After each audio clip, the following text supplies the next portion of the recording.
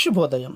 Global బెతేనియా Calvary ministry తరపున ఈ పునరుద్ధానక దినమయందు మరొకసారి మీ అందరితో కూడా కలుసుకొని దేవుని యొక్క పరిశుద్ధమైన మాటలు ధ్యానించడానికి దేవుడు నాకు ఇచ్చిన మధురమైన అవకాశాన్ని బట్టి నేను దేవుడికి ప్రత్యేకమైన వందనాలు తెలియచేస్తున్నాను.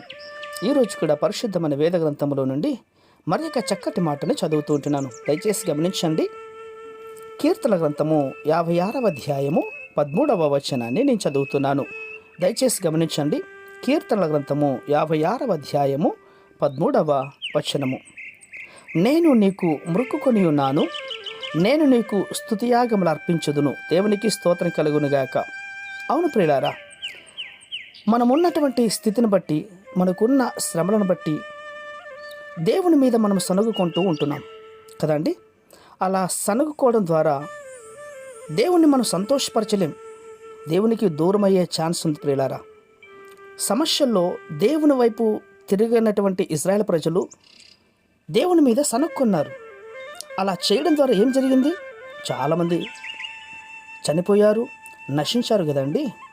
అవును, మనకున్నటువంటి కష్టాలలో దేవుని వైపు తిరగాలే కానీ దేవుని మీద మనము సనుగుకోవడం మంచిది కాదు. అందుకే మన జీవితంలో జయాన్ని పొందుకోలేకపోతూ ఉంటున్నాం, అపవాదిని ఎదురించలేకపోతూ ఉంటున్నాం ప్రియులారా. సమస్యగా మారినటువంటి ఎరుకు గోడలను బట్టి ఆ ప్రజలందరూ కూడా దేవుని స్తుతించారు. అలా చేయడం ద్వారా ఆ గోడలు తనంతట తావే కుప్పకూలిపోయాయి. అవును, ఇంతవరకు దేవుడు చేసినటువంటి ఎన్నో అద్భుత కార్యాలు మనము జ్ఞాపకం చేసుకుంటూ దేవుని స్తుతించాలి.